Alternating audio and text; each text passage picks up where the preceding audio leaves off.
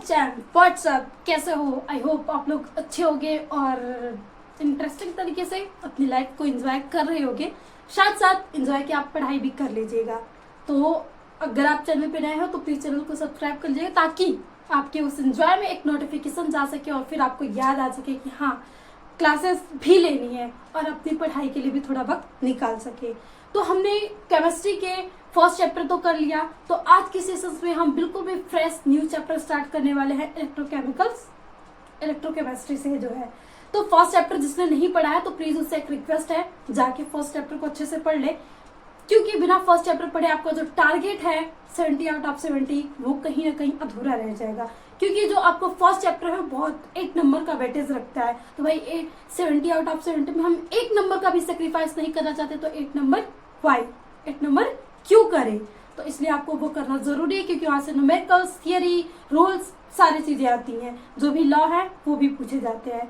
तो आज के सेशंस में हम देखेंगे इलेक्ट्रोकेमिस्ट्री, यानी इलेक्ट्रोकेमिस्ट्री क्या है। तो देखिए जो इलेक्ट्रोकेमिस्ट्री है ना कि मतलब एक ब्रांच है इलेक्ट्रोकेमिस्ट्री, जिसके अंतर्गत हम इंटर कन्वर्जन करते हैं केमिकल्स एंड इलेक्ट्रिकल एनर्जी में, कि हम कभी केमिकल एनर्जी को चेंज करेंगे इलेक्ट्रिक में, कभी हम चेंज करेंगे इलेक्ट्रिक एनर्जी को केमिकल में। तो यही दो चीजों को इंटर कन्वर्जन करना है, और इन इंटर कन्वर्जन करने के लिए हमें कुछ चाहिए। हम ऐसे ही थोड़ी कर लेंगे कि हवा में हम इसको चेंज कर दिए, उसको उसमें चेंज कर दिए। भाई इसके लिए पूरी युक्तियां बनानी होती है, पूरी प्रोसेस करनी होती है। तो उस प्रोसेस में क्या क्या चीजें लगेगी, फिर उससे किन साइंटिस्टों ने लाया, फिर उन साइंटिस्ट ने कुछ रूल्स दिए हैं, कुछ फार्मूले दिए हैं, कुछ इक्वेशंस दिए हैं कि जिनकी हेल्प से हम कुछ मैथमेटिकल से उनका अंदाजा लगा सकते हैं। तो उन्हीं सारी चीजों का डिस्कशन हम पूरे चैप्टर में करेंगे, और जो रूल्स आएंगे उस रूल्स को भी पढ़ेंगे, और जो इक्वेशंस आएंगे इंपॉर्टेंट इक्वेशंस को पढ़ेंगे।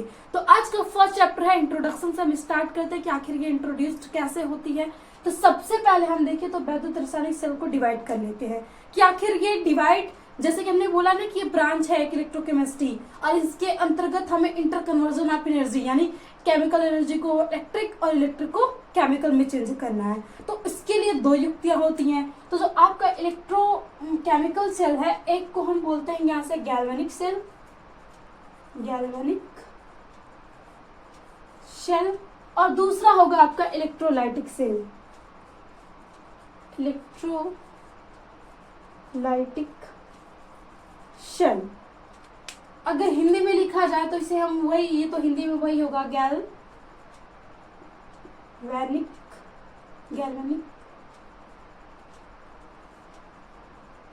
सेल, और ये हो जाएगा आपका विद्युत अपघटनी सेल, विद्युत अपघटनी सेल। अब इनके बारे में हम थोड़ा सा इंट्रोड्यूस कर लेते हैं कि आखिर ये करना क्या है, डिफरेंस क्या है इसमें। और सबसे पहले हम गैल्वेनिक सेल की पूरी संरचना सब चीज पढ़ेंगे, फिर उसके बाद हम इलेक्ट्रोलाइटिक सेल्स की पढ़ेंगे, फिर यूजेस भी पढ़ना है, इनका यूजेस कहाँ पे किया जाता है। तो आपका जो गैल्वेनिक सेल है इसका कार्य क्या होता है कि ये आपकी केमिकल एनर्जी को, केमिकल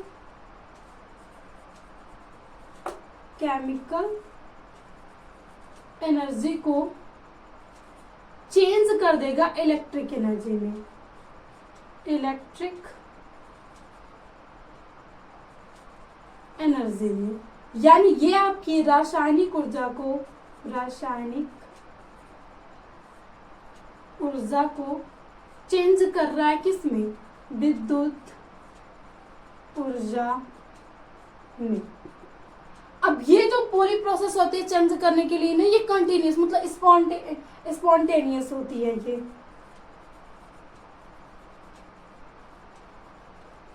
ये आपकी स्पॉन्टेनियस प्रोसेस है। अब इसमें एक और प्रॉपर्टी देखा जाए तो ये होता है पावर इज प्रोड्यूस, मतलब इसमें आपकी जो पावर प्रोड्यूस हो रही है। और इसमें एक और चीज की आपका जो डेल्टा जी का मान होता है वो निगेटिव होता है। तो कभी डिफरेंस कभी बहुत मतलब बार ऐसा देखा गया कि आपको इन दोनों शेलों में डिफरेंस पूछा जाता है, तो डिफरेंस भी हो गया ये। सबसे पहले हमने इसकी प्रॉपर्टी पढ़ ली, फिर इसकी प्रॉपर्टी, वही आपकी डिफरेंस हो जाएगी। तो आपका गैल्वेनिक शेल क्या करता है, ये केमिकल एनर्जी को चेंज कर देगा इलेक्ट्रिक एनर्जी में। और ये जो पूरी प्रोसेस है स्पॉन्टेनियस होती है, और ये पावर प्रोड्यूसिंग प्रक्रिया है कि मतलब यहाँ से आपकी इलेक्ट्रिक जनरेट हो रही है, एक बार की मतलब पावर आ रही है। और यहाँ पे डेल्टा जी का जो मान होता है, गिब्स फ्री एनर्जी का जो मान होता है, वो नेगेटिव होता है। अब आप इसमें विद्युत अपघटनी पे आ जाओ, तो डायरेक्टली इसका अपोजिट आपका विद्युत अपघटनी सेल है। तो यानी यहाँ पे क्या होगा कि जो इलेक्ट्रिक एनर्जी है, इलेक्ट्रिक, ये कन्वर्ट हो रही है आपकी केमिकल एनर्जी में, केमिकल एनर्जी में, यानी वैद्युत ऊर्जा कन्वर्ट हो गई आपकी रासायनिक ऊर्जा में।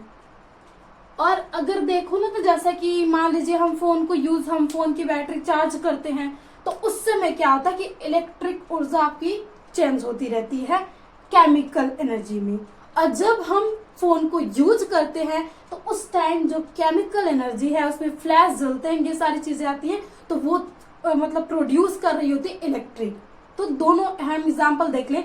अगर हम देखें ना, तो जैसे कि प्रोसेस को उल्टा कर दे, तो एक ही समय हम दोनों प्रोसेस को भी देख लेते हैं कि जैसे कि अगर हम आपकी जो बाहर मतलब जो इलेक्ट्रिक जो बाहर वोल्टेज होगा, आप उसको इंक्रीज कर दोगे तो जो गैल्वेनिक शेल है वो विपरीत दिशा में वर्क करने लगेगा। तो अभी उसको हम बना के देखेंगे भी। तो वही आप फोन जब चार्ज किया जाता है तो वो इलेक्ट्रोलाइटिक की तरह व्यवहार करता है, और जब फोन को हम यूज कर रहे हैं तो वो आपको गैल्वेनिक या वोल्टेज सेल की तरह वर्क कर रहा है। अब यहाँ पे होगा कि ये जो रिएक्शन होती है वो नॉन स्पॉन्टेनियस होती है, और ये होती है पावर इज कंज्यूम। यहाँ पे पावर कंज्यूम हो रहा है कि मतलब ये पावर इकट्ठा कर रहा है ना। भी हम जब से लाइट आती है, भाई जल्दी से फोन लगा दो, शायद लाइट चली जाए तो फिर हम फोन कैसे चलाएंगे, हम रील्स कैसे देखेंगे। आजकल तो रील्स भाई शॉर्ट्स में तो घंटों बीत जाते हैं, फोन की बैटरी का पता ही नहीं चलता। तो उसके लिए फिर हमें याद आता है लाइट आ गई, चलो पावर कंज्यूम करते हैं, फिर रिचार्ज करते हैं। तो यहाँ पे पावर इज कंज्यूम होता है। तो जब कंज्यूम हो रहा है तो अगेन यहाँ पे जो डेल्टा सी का मान होगा वो होगा पॉजिटिव। तो ये थे आपके दोनों में डिफरेंस। तो सबसे पहले इन सेल के बारे में हमने इंट्रोडक्शन देख लिया।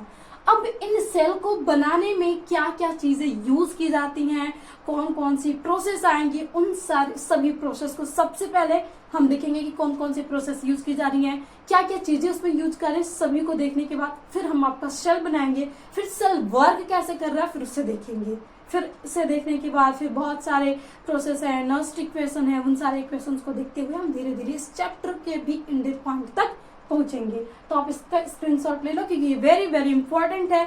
आपको अगर किसी एक के डिफरेंसेस लिखना है तभी आप इसको दिखा सकते हो, और कभी डिफरेंस पूछ दे तभी आप बता सकते हो। इसलिए इन सेल्स के बारे में जानना बहुत ही जरूरी था।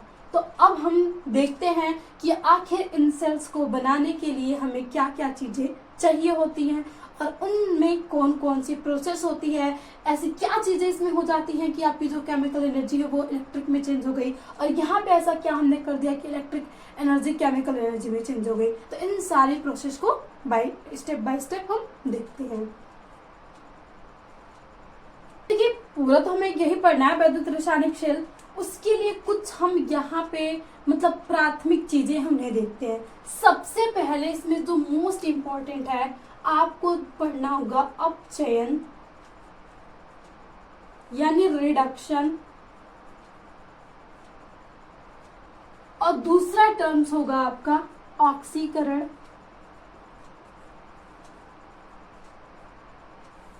यानी ऑक्सीडेशन।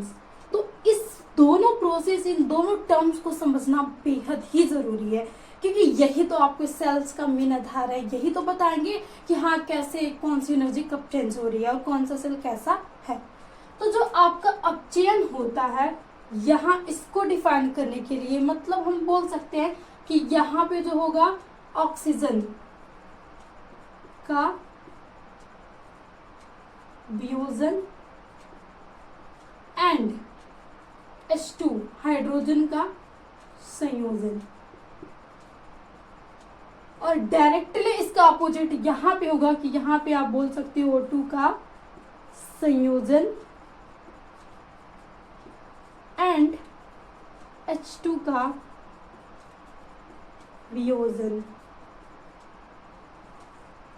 ये चीजें समझना बहुत जरूरी है। मान लीजिए सेल में तो हमें इनका क्या काम, सेल में तो हम दूसरी प्रोसेस देखेंगे, लेकिन सेल से पहले आपको डायरेक्टली न्यूमेरिकल्स में सेल्स नहीं देते, इक्वेशंस दे देगी। उस इक्वेशन से आपको बताना होगा कि इसमें किसका अपचयन हो रहा है, किसका रिडक्शन हो रहा है। तो इन सारी चीजों को भी देख के आप बताओगे। एक टर्म्स हम देख लेते हैं।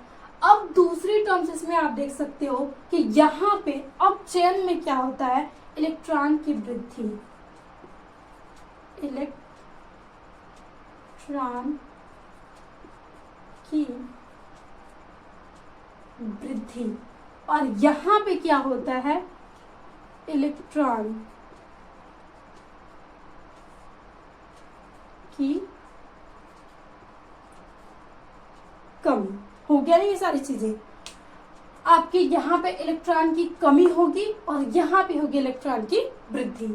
एक और चीज है, देखिए आपका जो अपचयन होगा ना, ये हमेशा कैथोड पे होगा, कैथोड पर होगा।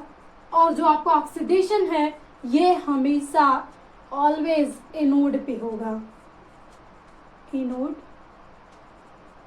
पर होगा।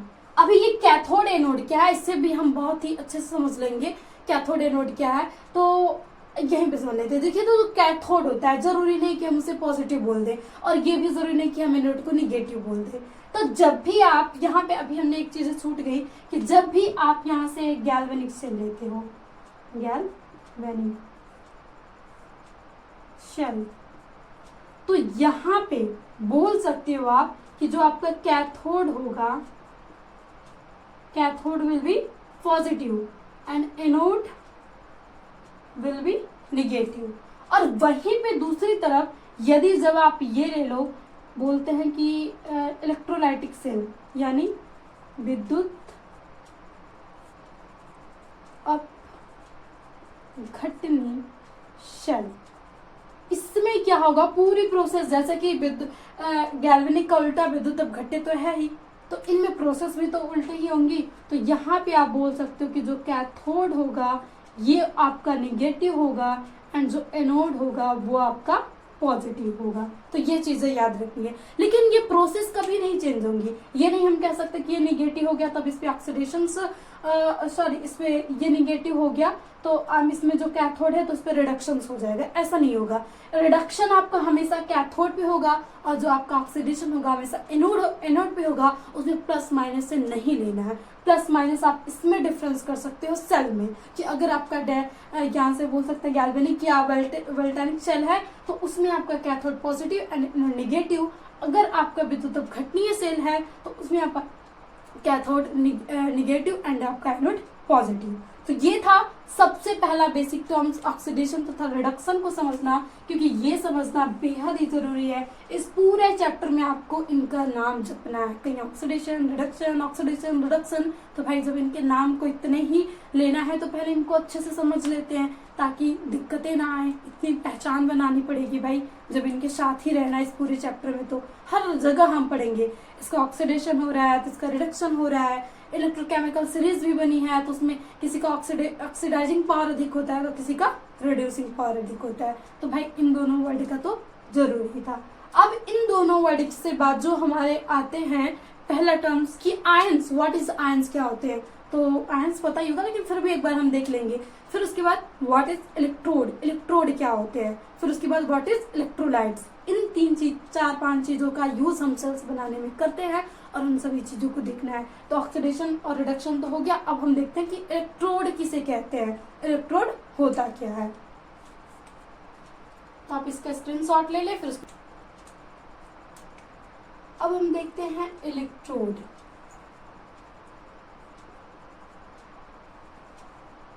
मीन्स इलेक्ट्रोड क्या है। तो इलेक्ट्रोड्स को अभी हम फिगर में बताएंगे तो फिगर में देख के वैसे भी हमें याद होने वाला है, लेकिन फिर भी हम यहाँ पे एक बार देख लेते हैं। तो जो आपका इलेक्ट्रोड होता है, ये आपका मतलब सरफेस प्रोवाइड करता है, ये आपको सरफेस प्रोवाइड करता है कि आखिर यहाँ पे किस पे ऑक्सीडेशन होगा कि किस पे रिडक्शन होगा। यानी ये सरफेस प्रोवाइड करता है ऑक्सीकरण तथा अपचयन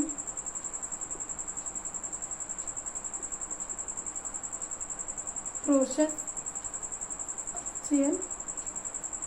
के लिए।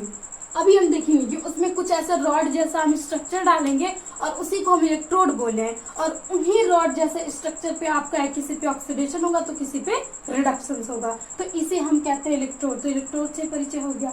अब बोला जाए कि इलेक्ट्रोलाइट्स आता है इसमें, इलेक्ट्रोलाइट्स।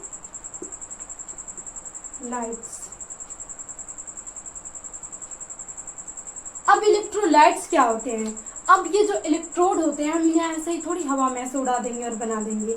इलेक्ट्रोड्स को आपको उसी के मतलब सल्फेट में घोलना होता है, कि जैसे हम जिंक का ले रहे हैं ना, तो जिंक के सल्फेट में हम घोलेंगे, तो आपका जो जिंक का सल्फेट होता है वह इलेक्ट्रोलाइट्स होता है। तो इसे हम बोल सकते हैं कि इलेक्ट्रोड को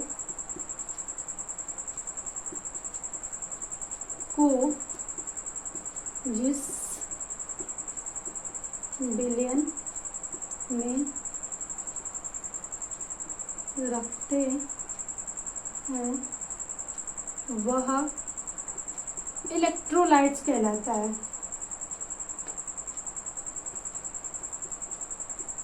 लाइट कहलाता है। ये प्रोसेस हो गई आपके पास।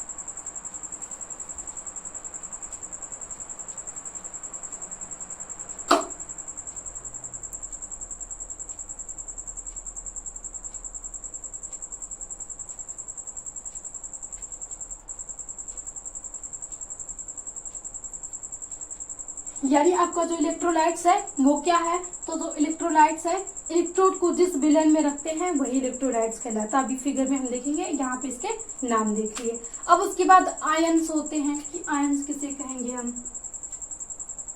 आयन। तो आयंस भाई दो टाइप्स के होते हैं, पॉजिटिव एंड नेगेटिव। तो ये किसी एलिमेंट्स पे भी हो सकते हैं और किसी यौगिक पे भी हो सकते हैं। तो ये आयंस मतलब हम बोल सकते हैं ये किसी तत्व या यौगिक पर उपस्थित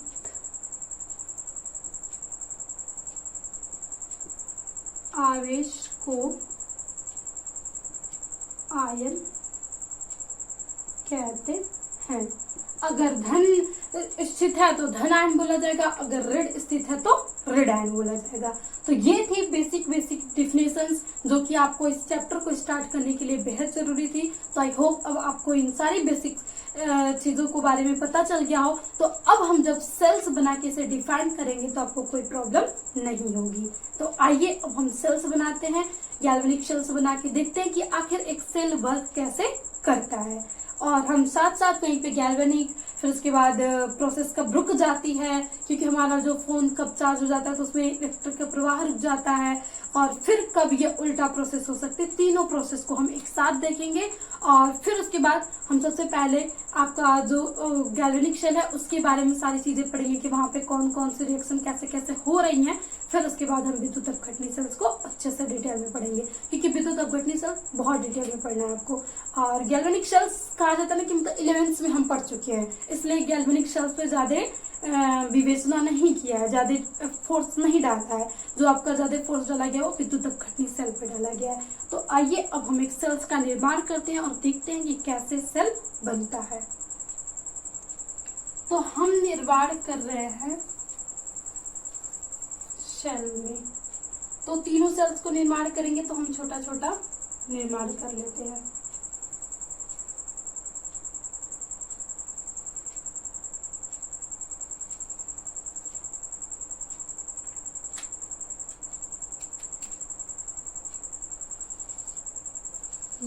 गए आपके पास 2 बीकर, और 2 बीकर में हमने 2 इलेक्ट्रोड को डाल लिया अलग अलग मेटल्स की।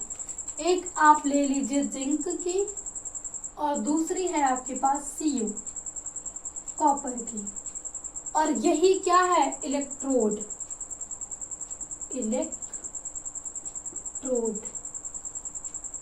इसे भी इलेक्ट्रोड ही बोलेंगे।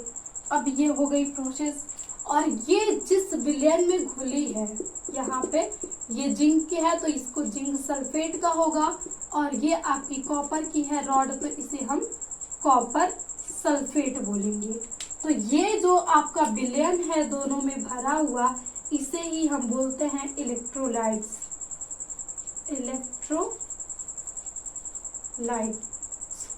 हो गया आपका। अब ये पूर्ण तो है नहीं, अब हम इसे एक वायर से जोड़ देते हैं।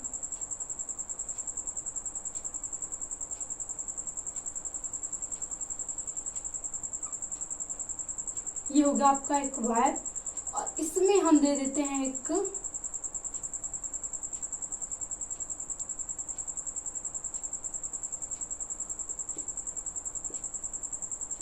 बाह्य फोर्स। तो इसमें जो आपका ये सेल होता है ना, इसका जो वोल्ट होता है, मतलब इसका जो मतलब ये जितने वोल्ट का होता है तो 1.1 वोल्ट का होता है। अब अगर आप बाय फोर्स इस वोल्ट से कम लगाओगे तो ये आपका मतलब केमिकल एनर्जी को चेंज करेगा इलेक्ट्रिक एनर्जी में, यानी ये आपका मतलब पहली प्रोसेस की तरह कार्य करेगा कि यहाँ पे जो भी आपकी रासायनिक ऊर्जा है वो विद्युत ऊर्जा में चेंज हो रही है, यानी गैल्वेनिक शेल की तरह वर्क करेगा। तो इसमें ये आपका बड़ा हो जाएगा। अब यहाँ पे जब इसे आप बड़ा कर देंगे तो यहाँ पे एक और चीज हम ऐड करते हैं इसमें, इस पूरे सेटअप को कंप्लीट करने के लिए, और इसका नाम है मीटर सेतु, मीटर सॉल्ट ब्रिज, सॉरी लवण सेतु, लवण सेतु। और ये बना किसका है तो आप ले लीजिए कैशियल का ये फॉर्म हुआ है। किसी भी सॉल्ट का हम ले सकते हैं, जरूरी नहीं कि कैशियल NaCl का भी लिख सकते हैं, तो हमने यहाँ पे पोटेशियम क्लोराइड का ले लिया। अब क्या होगा कि आपका ये जो यहाँ से मतलब बाह्य वोल्ट है वो तो कम है, यानी 1.1 वोल्ट इस पूरे सेल की क्षमता है। तो अब आपका ये जो जिंक है इसे हम ले रहे हैं कि ये निगेटिव, और ये आपका हो गया पॉजिटिव। तो आपका जो निगेटिव है, और ये हमें पता है कि हम देख रहे हैं कि डैलियन शेल है, तो इसमें ये आपका होगा एनोड, एंड ये हो जाएगा आपका कैथोड। यानी यहाँ पे होगी आपकी एनोड है तो ऑक्सीकरण,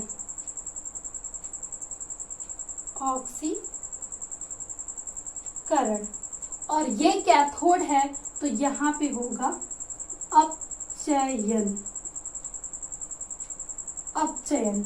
अब देखिए कैसे इसमें पूरी सरफेस हो रहा है। तो अब इसमें क्या होगा, यहाँ पे आपके Zn है, तो ये Zn इस मेटल, ये मेटल भी Zn की बनी हुई है, तो यहाँ से आपके Zn के जो मतलब अणु है, मतलब ये जो होगा आपका ये Zn+2 में टूट जाएगा और ये माइनस में टूट जाएगा। और यहाँ पे हम देखें तो ये कॉपर 2+ है और यहाँ पे ये सल्फेट -2 आयन है। तो यहाँ से इलेक्ट्रॉन्स निकल के इस पे जाएंगे, यानी यहाँ पे जो इलेक्ट्रॉन का प्रवाह होगा वो धन से ऋण की ओर होता है, सॉरी ऋण से धन की ओर होता है। यानी आपके इलेक्ट्रॉन मूव कर रहे हैं जिंक की रॉड से कॉपर की रॉड की ओर। तो इसमें जो आपकी धारा का प्रवाह होगा ना कि इलेक्ट्रिक कहाँ पे जनरेट होगी, तो इलेक्ट्रिक यानी आपकी जो आई होगी दिशा वो धन से ऋण की होगी, और इलेक्ट्रॉन की जो दिशा है वो ऋण से धन की होगी। यानी जो आपके इलेक्ट्रॉन है वो एनोड से कैथोड की ओर मूव कर रहे हैं, और ये प्रोसेस ही होती है।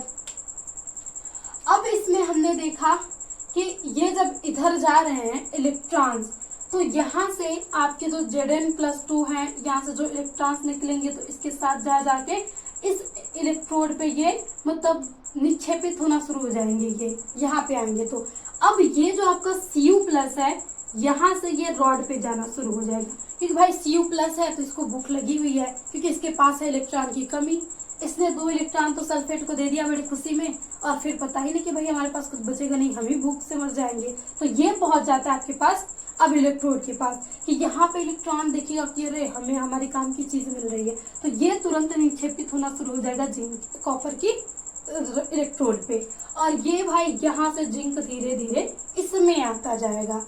तो अब यही प्रोसेस चलती होगी कि ये आपका जो मतलब इलेक्ट्रोड है धीरे धीरे खत्म होता जाएगा, मतलब ये वीक होता चला जाएगा और ये आपका स्ट्रांग होता है चला जाएगा। अब जैसे जैसे यहाँ पे आपके Zn+2 आएंगे, इतने ज्यादा Zn+2 हो जाएंगे, और यहाँ पे कॉपर तो इसके साथ चला गया, तो बचा कौन यहाँ पे, तो आपका ये सल्फेट मतलब SO4 की अधिकता बहुत ज्यादा हो जाएगी, SO4 की अधिकता बहुत ज्यादा हो जाएगी। तो जब ये SO4 बहुत ज्यादा हो जाएगा ना, तो ये कहेगा कॉपर को अब चल तुझे हम जाने नहीं देंगे, तो ये कॉपर को यहाँ पे जाने ही नहीं देगा। अब ये कह रहा ना कि मतलब हमेशा अत्याचार ऐसे फैल रहा, तो इसे रोकेगा ही ये। अब अत्याचार फैल रहा है, अब यहाँ पे भी होगा कि अब ये जिंक इतना बढ़ चुका है यहाँ पे कि अब ये मतलब यहाँ से इलेक्ट्रॉन उसको जाने नहीं दे रहा है, क्योंकि क्या अपोज करने लगे ना कि अब ये इलेक्ट्रॉन्स को आने ही नहीं देगा, इतना ज्यादा पॉजिटिव जनरेट हो गया यहाँ पे, इतना ज्यादा जिंक हो गया है। तो अब क्या होगा, अब किसी ऐसे को आना होगा कि इन दोनों प्रोसेस को ये बैलेंस कर दे, और फिर से हमारी जो क्रियाविधि है वो अच्छे से चलने लगी, कि जैसे कि शुरू में चली थी कि इलेक्ट्रॉन जाके कॉपर पे निक्षेपित हो रहे थे और कॉपर यहाँ से जाके Cu2+ से Cu बना रहा था, और यहाँ Zn से Zn+ बन रहा था। अभी इसी क्रिया को भी देखेंगे, यानी यहाँ पे जो आपकी प्रोसेस हो रही है, यहाँ पे जो आपका Zn सॉल्ट है, ये आपका +2 इलेक्ट्रॉन्स माइनस ही कर रहे हैं, ये -2 इलेक्ट्रॉन्स करके ये बन जा रहा है Zn+2, और यहाँ पे जो प्रोसेस हो रही है Cu+2 भूखा था, और इसे जैसे ही 2 इलेक्ट्रॉन्स मिले ये बन गया Cu, तो ये प्रोसेस हो रही है इसमें 2 इलेक्ट्रॉन, तो ये 2 इलेक्ट्रॉन दे रहा है, ये 2 इलेक्ट्रॉन ले रहे हैं, यानी यहाँ पे आप देखोगे तो इस प्रोसेस में यहाँ पे 30 इसके पास थे और यहाँ पे इसके पास 28 है, यानी प्रोसेस में ही इलेक्ट्रॉन की कमी हो गई। तो हम वैसे भी बोल सकते हैं कि ये ऑक्सीकरण है, और हमने इसे भी फाइंड आउट पहले ही कर लिया था कि एनोड पे ऑक्सीकरण तो होता ही है। और यहाँ पे भी जब हम इलेक्ट्रॉन के हिसाब से देखें तो इसके पास आपके पास 27 इलेक्ट्रॉन थे और इसके पास 22 इलेक्ट्रॉन्स हो गए, तो यानी यहाँ पे जब वृद्धि हो रही है इलेक्ट्रॉन की तो हम बोल देंगे कि यहाँ पे अपचयन हो रहा है। अब हमारे पास दिक्कत ये थी कि इतना ज्यादा जिंक हो गया यहाँ से, और इतना कमजोर हो गया था कि अब यहाँ से जो Zn+2 है वो आ ही नहीं पा रहे थे। तो अब आपका आएगा वर्क, यानी पावर दिखाएगा आपका लवणसेतु, इसीलिए तो हमने लगाया था। अभी मतलब का थोड़ी लवणसेतु को लगा देंगे हम, जब हमें जरूरत पड़ी तब लगाया था, लेकिन अब तो वो लग के बना हुआ है तो हमने पहले से ही जान लिया। तो अब ये लवणसेतु इनको बैलेंस करने के लिए क्या करेगा कि यहाँ पे Zn+ अधिक हुए हैं तो ये टूटेगा K+ एंड Cl- में, और कहेगा Cl तू जल्दी से यहाँ जा और इसको बैलेंस कर, और इससे कहेगा तू यहाँ से जाके सल्फेट को बैलेंस कर।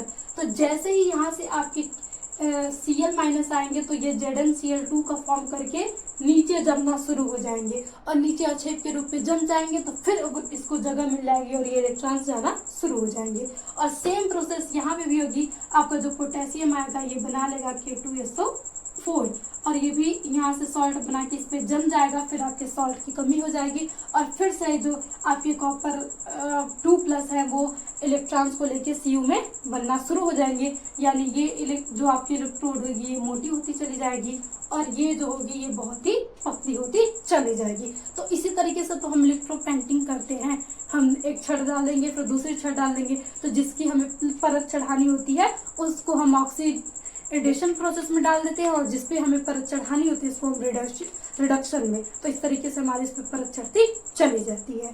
तो ये था हमारा डेलियन सेल या गैल्वेनिक सेल कैसे वर्क करता है।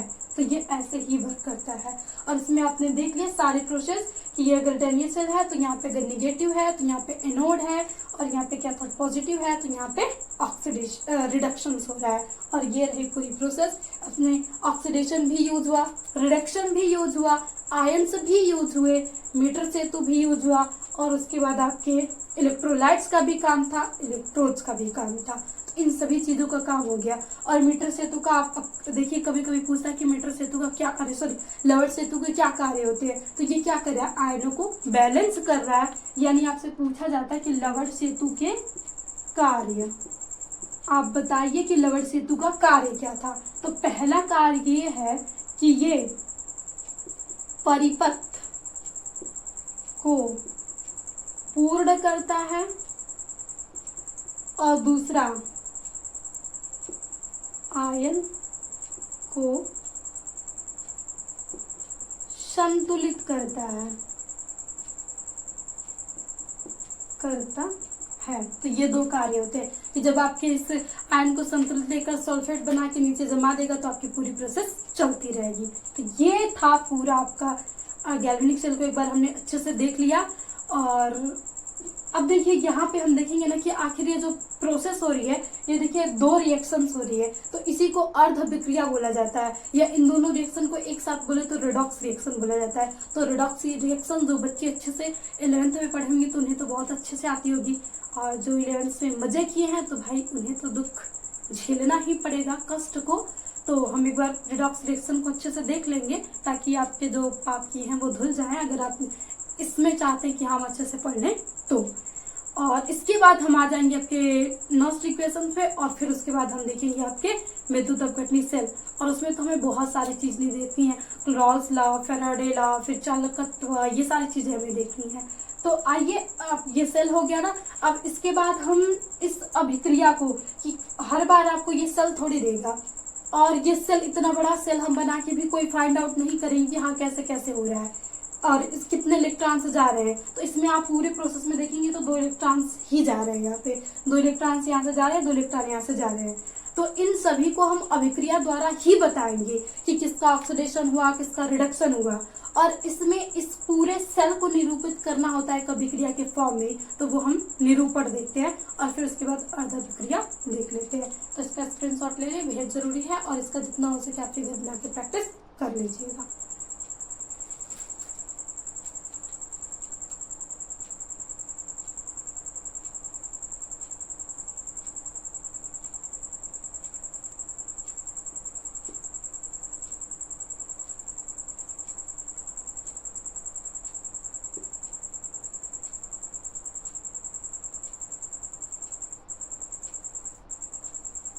अब हम देखते हैं कि आखिर सेल का निरूपण कैसे किया जाता है। जैसे कि आपको यहाँ पे रिएक्शन दे दी गई कि Zn प्लस Cu2 प्लस, और ये बन रहा है Zn प्लस 2 एंड Cu, और कह दिया जाएगा कि अब इसका आप सेल निरूपण कीजिए। तो आप इसका सेल निरूपण कैसे करेंगे, तो उसी को हमें देखना है। तो सबसे पहले तो एक चीज हमने कहा था ना भाई, ऑक्सीडेशन रिडक्शंस की माला जपनी है इस पूरे चैप्टर में। तो हम सबसे पहले ये फाइंड आउट करेंगे कि आखिर इसमें किसका रिडक्शन हो रहा है, किसका ऑक्सीडेशन हो रहा है। तो अगर हम देखें यहाँ पे जिंक के पास इलेक्ट्रॉन से ही देखोगे ना तो बहुत अच्छे समझ आ जाएगी। अब इधर ऑक्सीजन हाइड्रोजन तो है नहीं कि हम उनको एडिशन देखें, ना तो ऑक्सीजन है ना तो हाइड्रोजन है। तो हम देखेंगे कि यहाँ पे जिंक की सजगता 0 है, यानी ना तो इसने इलेक्ट्रॉन दिया है ना तो इसने लिया है। तो इसके पास पूरे टोटल आपके 30 इलेक्ट्रॉन है। तो देखेंगे कि यहाँ पे आपके ये 30 से यहाँ पे 2 इलेक्ट्रॉन दे के बहुत दानी बन रहा था, हो गया गरीब, 28 इलेक्ट्रॉन हो गए इसके पास। तो यानी इलेक्ट्रॉन की कमी हुई, तो हम कह देंगे कि ये प्रोसेस ऑक्सीकरण की है, ऑक्सीकरण हो गया। अब दूसरे को देखते हैं कि आपका जो कॉपर है ये कौन सा कार्य कर रहा है भाई। तो कॉपर क्या कर रहा है, यहाँ से ये 2 था कि इसने तो पहले 2 इलेक्ट्रॉन दिया हुआ था, लेकिन अब क्या किया, अब क्या हो रहा है कि अब ये चाह रहा है कि हम कहीं से भी 2 इलेक्ट्रॉन लें और स्टेबल हों। तो अब यहाँ पे इसके पास थे 27 इलेक्ट्रॉन, और इसके बाद हो गए 9 इलेक्ट्रॉन्स, यानी इसका जो प्रोसेस हो गई अपचयन। तो इसमें हमने देख लिया कि जिंक का ऑक्सीडेशन हुआ एंड कॉपर का रिडक्शन हुआ। अब इसे हम इस अभिक्रिया को सेल नोटेशन कैसे रूप में लिखेंगे, क्योंकि अब ये तो बहुत पुराना है कि इस तरीके से हम थोड़ी दिखाएंगे। अब हम 12th में आ गए और ऊपर से सेल्स के बारे में स्ट्रक्चर पढ़ लें, तो हमें सेल के निरूपण में लिखना होगा। तो क्या करते हैं हम, जैसे कि यहाँ पे Zn और Zn को लिखेंगे कि ये जा रहा है Zn+2 में। तो जब भी हम इसका देखिए पहले हम लिख रहे हैं कि ऑक्सीकरण हो रहा है यहाँ पे, तो Zn आपका क्या है Zn+2 में। फिर उसके बाद हम यहाँ पे 2 वर्टिकल लाइनें खींचेंगे। फिर उसके बाद आपका कॉपर था तो कॉपर 2+ में था, फिर एक वर्टिकल लाइन खींचेंगे और लिख देंगे कॉपर। इस तरीके से आपका सेल नोटेशन किया जाता है कि सबसे पहले हम Zn जो पहले मेटल्स हमने ली है उसको लिखा, फिर वो किस में चेंज हो रही है तो उसको एक सिंगल लाइंस लगा के लिख दिया। फिर जब हम दूसरी प्रोसेस लिखेंगे कि जैसे ये आपकी हो गई ऑक्सीडेशन, ऑक्सीकरण, और जैसे ही हम दूसरी प्रोसेस लिखने जाएंगे तो हम बीच में 2 वर्टिकल लाइन खींचेंगे और फिर उसके बाद हम अपचयन वाली प्रोसेस लिखेंगे।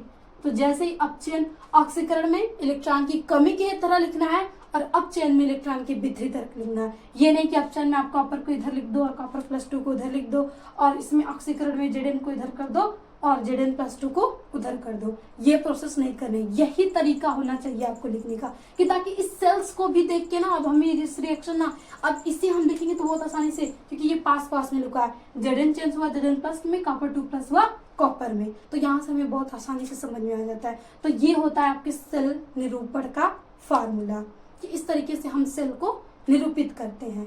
अब आता है एक और टर्म्स, उसे भी हम देख लेते हैं, फिर क्लास लंबी हो रही है, फिर हम इसको एंड करते हैं। फिर नेक्स्ट इक्वेशन वो हम दूसरी क्लास में देखेंगे कि हम इलेक्ट्रोड विभव कैसे कहते हैं। ये जो आपका जिंक तथा कॉपर की इलेक्ट्रोड तो बनी हुई थी, अब इलेक्ट्रोड विभव किसे कहेंगे, तो उन्हीं 2 इलेक्ट्रोडों के बीच में जो विभवांतर होगा उसे को ही हम इलेक्ट्रोड विभव कहेंगे। यानी आपकी जो नेक्स्ट अगली टर्म्स होगी इलेक्ट्रोड विभव, इलेक्ट्रोड विभव, तो हम बोल सकते हैं कि इलेक्ट्रोडों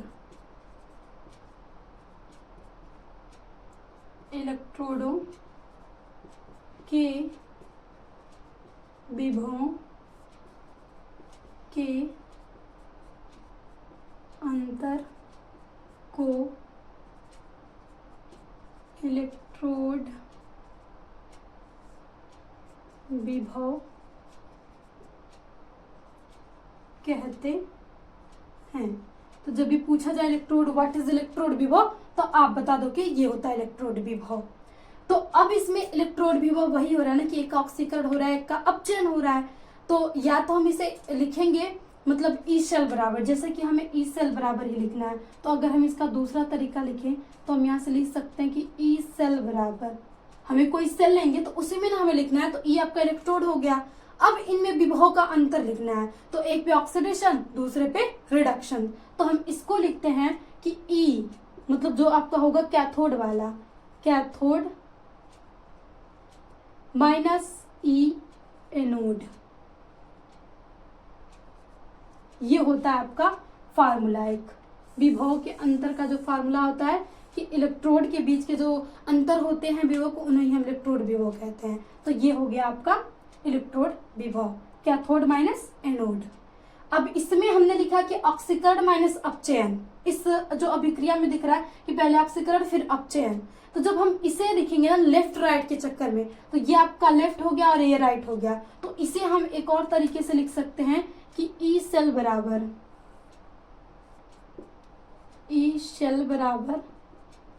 E R minus E L, यानी ई राइट माइनस ई लेफ्ट। तो जैसे इस समीकरण का आपका लिखना था, तो मान लीजिए अगर हमें ऑक्सीकरण अपचयन नहीं लिखना है तो हम इस तरीके से लिख सकते हैं कि जो आपका राइट वाले में होगा उसको पहले लिखेंगे और राइट वाले में से हम लेफ्ट वाले को क्या कर देंगे, घटा देंगे, तो हमें इलेक्ट्रोड व्यूह मिल जाएगा।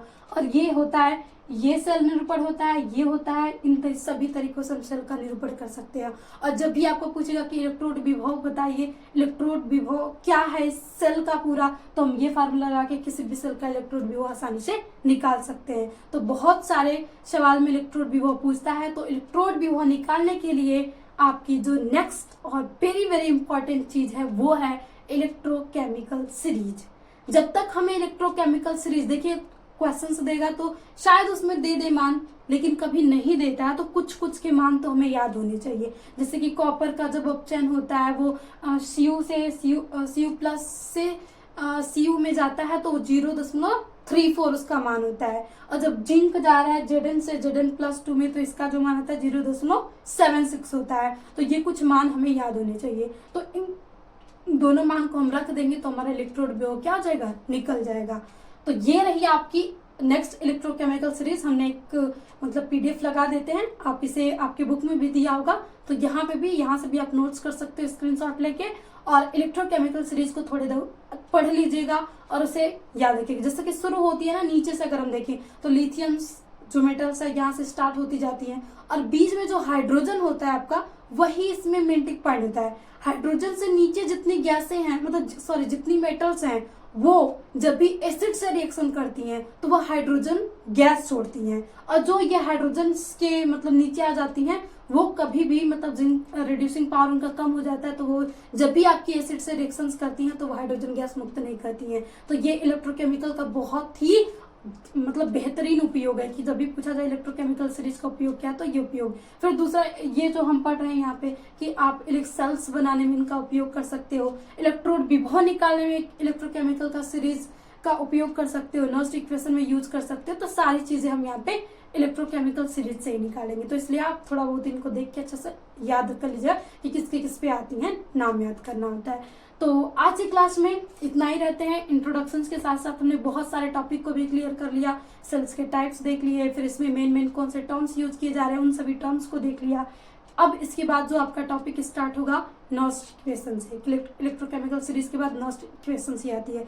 उसके पहले थोड़ा सा हम यहाँ पे कुछ क्वेश्चन सॉल्व करेंगे कि जैसे कि इस बेस पे, तो कि अगर किसी का पूछा जाए कि आप इसका सेल निरूपण कीजिए या इसके ई सेल का मान बताइए तो हम कैसे निकालेंगे, तो वो इस फार्मूले पे हम रख के निकालेंगे। तो अगेन अब इसी के साथ यहाँ पे करते हैं सेशंस का एंड। तो आई होप अगर आपको ये सेशन अच्छा लगा हो, हेल्पफुल रहा हो, तो प्लीज लाइक शेयर सब्सक्राइब जरूर करके जाएं। हम्बल रिक्वेस्ट है, हम आप मतलब लगातार आपको क्लासेस दे रहे हैं 1 ईयर से, तो प्लीज सपोर्ट करते रहिए और एक प्यारा सा कमेंट जरूर लिखिएगा। आपके कमेंट्स बहुत ज्यादा एनर्जी लाते हैं। कभी ना क्लास लेने का मन भी हो तब भी हम कहते नहीं, इंतजार कर रहे बच्चों, उन्हें क्लासेस देनी जरूरी है, फिर एक पावर आती है और हम क्लासेस डेली शेड्यूल करते रहते हैं। तो अगेन थैंक यू, मिलते हैं नेक्स्ट सेशन में। तो always be happy and be positive, और पढ़ाई के साथ साथ मस्ती भी करते रहिएगा।